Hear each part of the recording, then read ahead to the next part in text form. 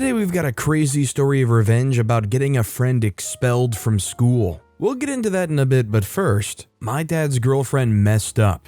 Growing up, my dad was my only parent. My mom had died when I was still a baby. It was an accident. The car that had hit her head on had failed brakes. The driver had turned himself in. The court had ruled that there was no negligence or ill intent. As a matter of fact, my dad, who had spoken to the driver after the accident, knew that it wasn't intentional and the man was really sorry. He had informed the police that he had no intention to pursue a charge. When the police had decided to go ahead with the charge regardless, my dad had showed up in court to support the driver. He even testified in his defense. The driver, grateful, had kept in touch since then. I don't know him as the man who accidentally killed my mom. I know him as Uncle Jose. In this story that I'm telling you, Uncle Jose plays a very important role. Don't worry, you'll soon see. It's very obvious that my dad loved my mom a lot. She was his first love, his high school sweetheart.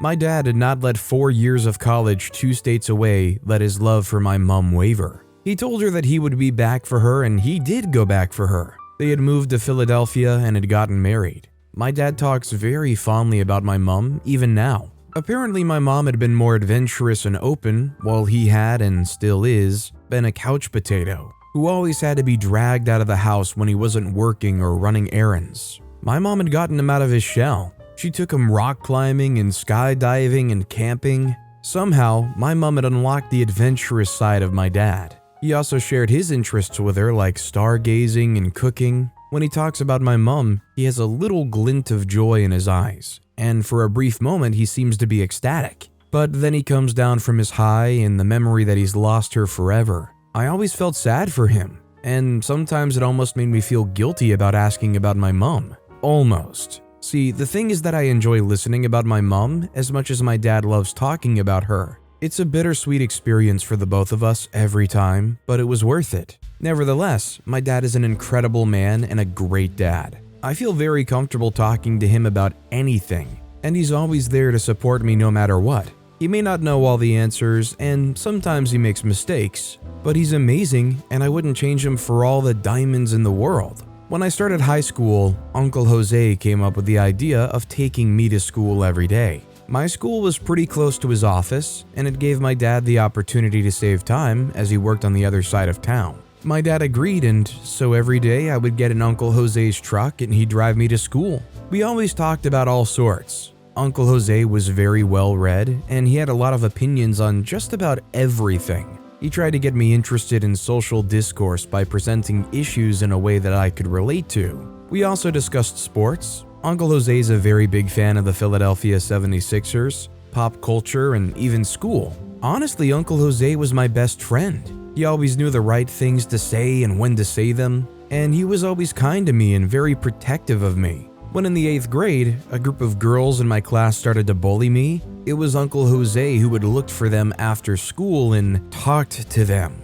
I don't know what exactly he had said to them. All I know is that after that, they never bothered me again. One day after school, I started talking about my dad. I honestly felt that it was time for him to get back on the market. Uncle Jose seemed to think that when he was ready, if he was ever going to be ready, he'll make the choice himself. I know my dad. I really doubted that he'd ever start dating again without help.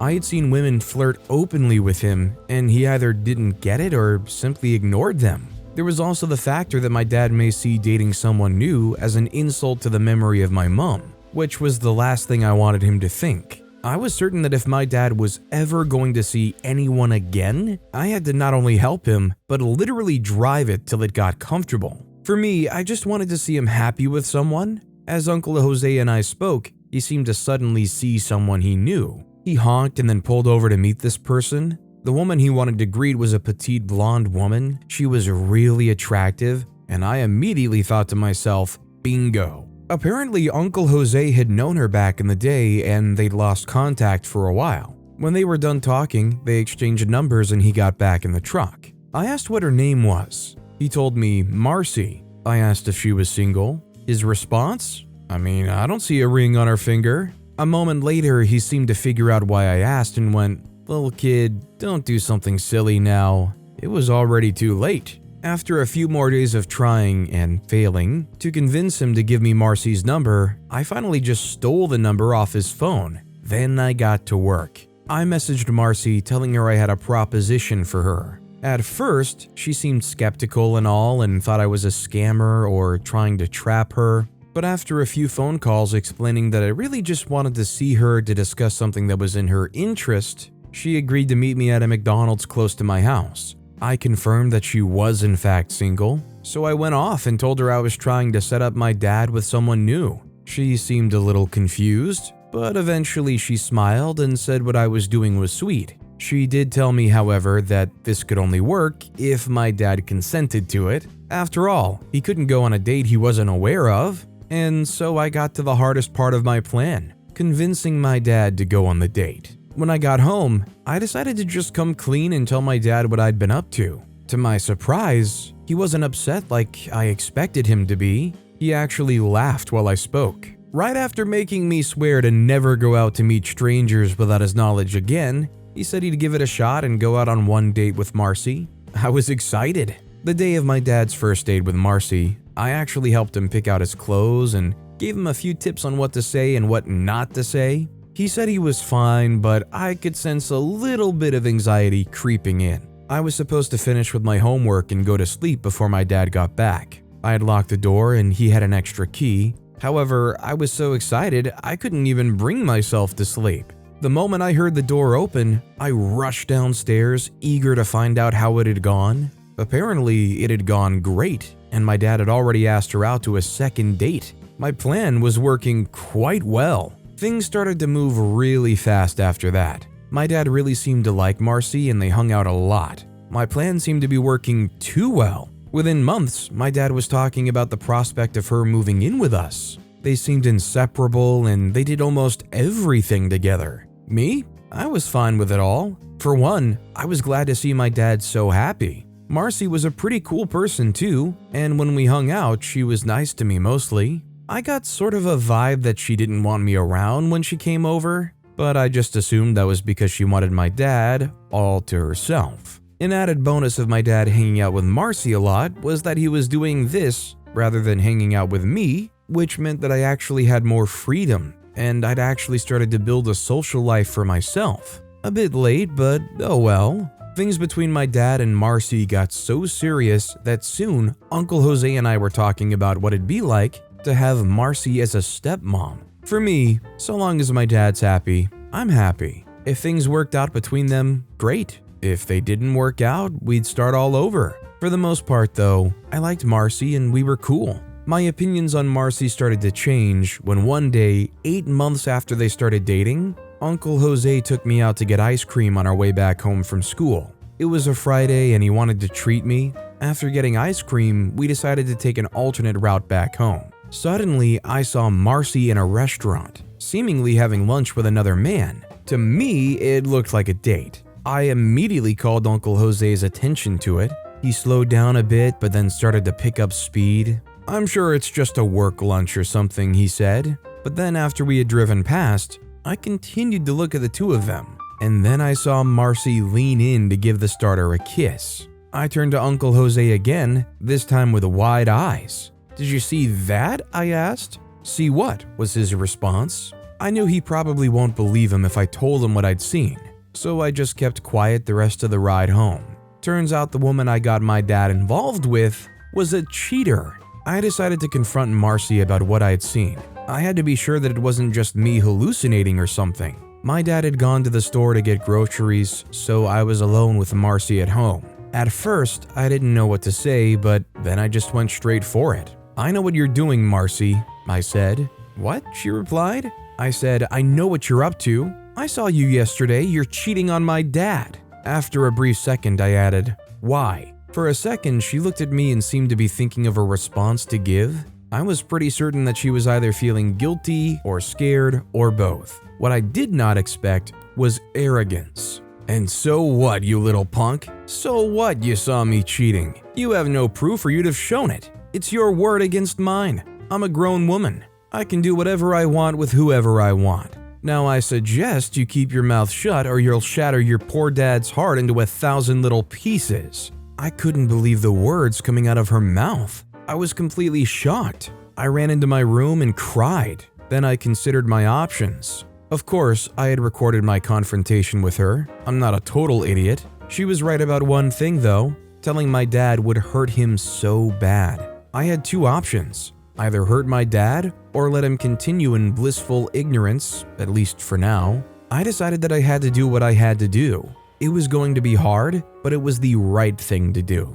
First though, I had to get my pound of flesh. When my dad got back, I insisted on making supper for us all. I noticed the entire time Marcy kept her eyes on me. I kept a poker face on and didn't betray anything though. When no one was looking though, I added some peanut butter to the pesto. We never made pesto with nuts when we ate with Marcy because she's allergic. You probably get where I'm going with this. When supper was ready, we all sat at the dining table and said grace before our meal. When we were done, we started eating. When I was sure I'd seen Marcy take a few bites of food, I sent the recording of Marcy to my dad. He saw it immediately. When he asked what the audio I sent was, I asked him to play it out, please. I could see already that Marcy was looking very uneasy, whether that was from the fact that she was about to be exposed or because of the peanut butter-rich pesto, I couldn't tell. As my dad heard her admit to being unfaithful, the color drained from his face. At the same time, Marcy started to reach for her neck. By the time my dad realized she needed help, it had been a full minute. He called 911 and the ambulance came. As the ambulance was about to leave, he went to her side, looked into her eyes and said, "We're done, Marcy." Her face had gotten red from swelling, but I saw it instantly drain of color. My work was done. My dad knew what I had done with the pesto. There was no way he didn't know. He never talked to me about it though. We did have a talk about sensitivity and breaking news to people. I felt sad that my dad was probably so heartbroken he wouldn't give love a chance again. But a month later, he met someone new and she seems great. Marcy? I haven't seen or heard from her since then. I have absolutely no regrets for what I did. If she knows what's good for her, she'd stay away from my dad and I forever. I suppose you could cover it up as an accident, but if you've been living together for that long and somebody goes and makes something intending to serve it to another person with a known allergen in it,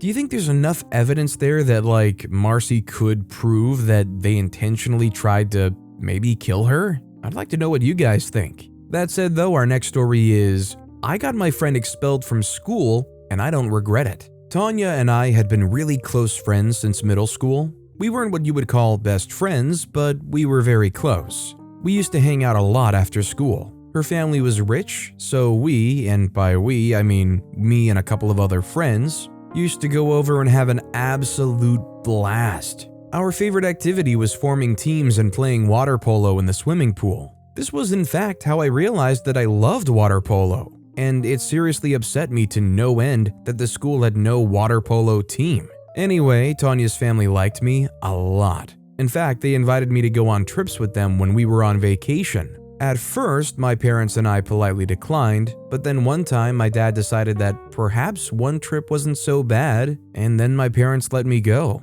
They even got me a phone so I'd be able to reach them anytime. It was a trip to Italy and I had a blast. I had so much fun, I didn't want to leave. When I got back home, for a week I had a fake Italian accent. My mom thought it was really funny. Tanya and I did a lot together, including having a ton of sleepovers together. All seemed well, and there was no reason to think that anything between us was wrong or anything. It was all splendid. In high school, something started to change though. I started to see a side of my friend that I'd never seen before. It all began in 10th grade. Tanya had an older brother named Michael. Michael rarely hung out with us. Whatever little time he spent with us was spent teasing us anyways, so we never really wanted to hang out with him anyway. He used to hang out a lot with his friends from the soccer team, and sometimes Tanya would take me to see a few of the games he played. He was a midfielder, the captain of the team, so he was very highly respected. Anyway, when we were in the 10th grade, Michael was in the 11th grade. One day he came up to me after school and asked if we could hang out. It seemed a little weird to me, to be honest, since we never really talked. I didn't see any reason we'd ever want to hang out, especially alone. However, a small part of me already knew what was going on. Michael liked me and he wanted us to spend more time together. I told Michael that I didn't have time to hang out then, as I had plans with a friend. I actually was being quite honest to him. I rarely saw my best friend Toby since we moved to a different part of the town. Toby was going to be around, and we'd made plans to spend the whole evening together. Toby and I had basically grown up together, and I talked to him about everything. I told Michael that I would consider hanging out with him at a later date. That answer seemed to satisfy him, and he told me that he'd text me later to see how available I was. When I saw Toby, one of the things we talked about was obviously what had happened that afternoon between Michael and I. I had always believed that the family of close friends were off limits romantically, so I'd never really considered Michael. I mean, he was a pretty attractive guy, and he was smart and popular too, but I'd never really thought about it. There was also the big issue of how Tanya would feel and react if I started dating her brother. Would she be fine with it? Would she flip out and cut me off? I wasn't sure I wanted to find out. Toby seemed to think that the best way to handle it was to talk to Tanya about it. She could be fine with it or not, but the only way to know for sure was to actually talk to her. I didn't want to have that kind of, what was, in my opinion, uncomfortable topic, but Toby did have a point. I decided that for the moment, I'd try to avoid Michael. With any luck, it could be that he was just infatuated and he would lose interest in me faster than toddlers lose interest in their food. I also considered that perhaps I was overthinking the whole thing and maybe he just wanted us to hang out as friends. I mean, all he did was ask us to chill a bit together. He hadn't revealed anything about liking me or anything, and why would he like me anyway? I mean, we really didn't know a lot about each other. All I knew about him I learned from the sheer amount of time I spent in his house. So I chose denial, because it was the easiest option for me, at least at the time. It quickly became obvious that Michael wasn't interested in just hanging out as friends. It started with playlists he made for me. He was actually quite good at figuring out the kind of music I liked, and I thought that was very sweet. Soon though, I also started receiving candy and chocolates randomly. He tried to be anonymous with it all, but he was awful at that. I mean, it was pretty obvious that they were coming from him. I didn't even have to see him give chocolates to my lab partner and have him swear not to reveal that it came from him to know where it came from. I mean, I did see it, but I didn't have to see it to know. Just like the music, I really loved the chocolates. It was all very sweet, really. Up till that point, I really hadn't had any boy show any strong feelings for me. So I'll admit I was enjoying the attention. My parents knew all about what was going on with Michael because I told them so, and my mom was a little excited that this could possibly be my first relationship. My dad, on the other hand, was, as you probably guessed, a little cautious and protective. He nonetheless said that he'd let me figure this out myself. Tanya was still in the dark about it all. She knew that someone had a crush on me and was sending me candy and notes, but she had absolutely no clue that it was her brother. To be honest, I was starting to like Michael a little more every day, but I still didn't want to think about dating him. In retrospect, I think my reason for this was because I knew that if I thought about it, my answer would be a definite yes. So I stalled and stalled for weeks until I couldn't stall anymore, and then I called Michael to ask if we could go see a movie together. I could hear the excitement in his voice as he said he'd love to. I was also excited, to be honest. That was it. This was probably going to start something, and my friend's brother was going to become my boyfriend soon at this pace, I thought to myself. Now, there was just one more thing I needed to do. Actually tell Tanya about it. The day before her brother and I had scheduled for our date, I grabbed Tanya to our spot on the bleachers and told her I had something important I wanted to talk to her about. Her view on this whole matter was very important to me, and I honestly was willing to pull the plug on the whole thing if Tanya wasn't cool with it. I asked her what she thought if I told her I liked her brother. Immediately, her eyes went wide and she asked, "You do?" incredulously. I hadn't ever said it out loud before, but I was sure that I did, so I told her so. She asked if he knew. Giggling, I told her I was pretty sure he did. Then I asked if she was okay with it. I explained that it seemed like we could date, but I wanted her approval first, so things didn't get awkward between us. She seemed to take time to really think about it, but then she said the one thing that I'd been praying she'd say. I mean, sure, go for it. I hugged her so much, I was pretty sure I was cutting her blood circulation. Now that I had the hard conversation I'd been avoiding, I could finally see where this whole thing with Michael was going to go. Michael was really sweet. The teasing jokester was gone and replaced with a pretty awesome boyfriend. He was really nice and thoughtful. In fact, even my dad started to come around after a while. Half the time that I was over at Tanya's, it was to hang out with Mike. I attended almost all his games and cheered so hard I'm pretty sure I deafened a couple of people. As the weeks turned into months, I fell more and more for him. It was ridiculous. As far as I could tell, my relationship with Mike didn't affect my friendship with Tanya in any way. We still hung out a lot, though not as much as before, and her attitude towards me didn't change or anything. We were still really close friends, and everything was still cool, and then it happened. Toby and his family finally moved close to us. As a matter of fact, his family moved just 2 streets away. I was ecstatic with joy. My best friend and I didn't have to wait half a century to see anymore. I was so excited I actually offered to help his family with unpacking. What was better than the fact that he moved close to me was the fact that Toby was actually going to attend my school. I couldn't wait to introduce him to all of my friends. Of all of my friends I wanted him to meet, Tanya was the one I was the most excited to introduce him to.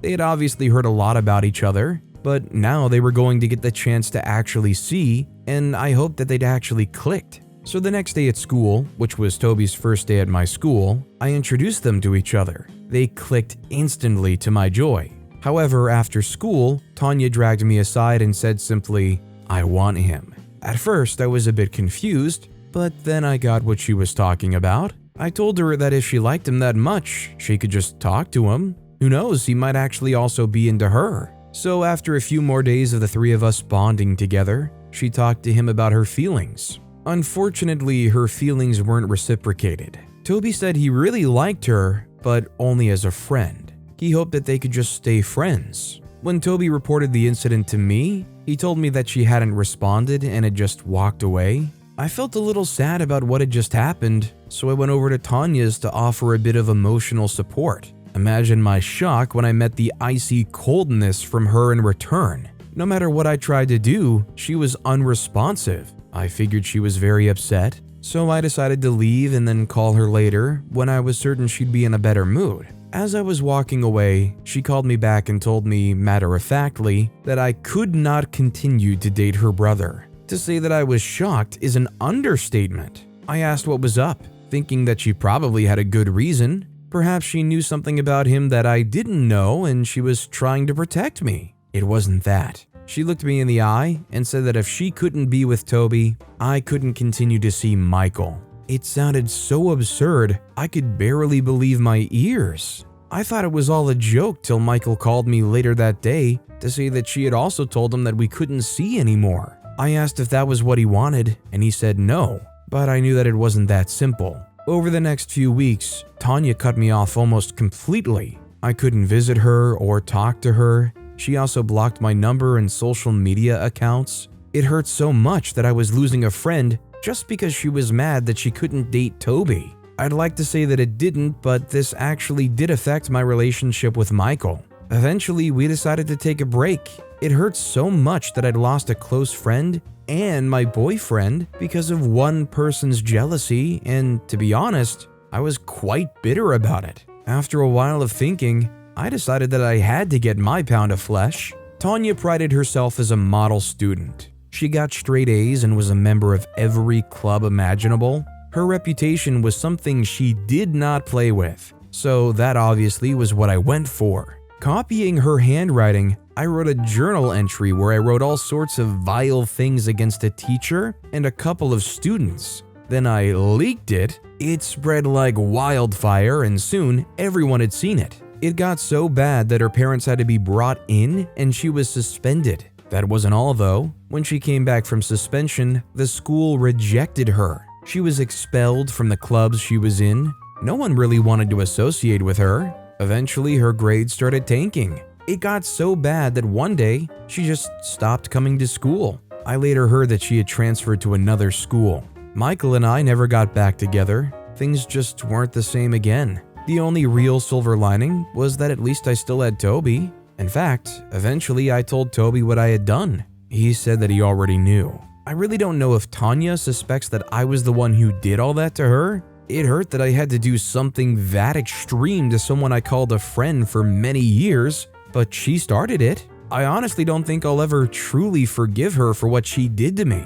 She has no one to blame but herself and her jealousy for what she got. She truly deserved it. So in this situation, although OP continues to go on about how they're not sure they'll ever truly forgive Tanya for what they did, I mean, OP essentially went and ruined this entire chapter of their life. Anybody they had connections to in that school, I assume they gave up and left to a different school altogether. Like, at what point is it finally enough to be letting go of that? But with that being said, that's all the time we have for today. Now, if you want to hear another crazy revenge story, check out that video on the left. Or if you missed my latest video, check out that video on the right. That said, I'll see you all next time with some more stories.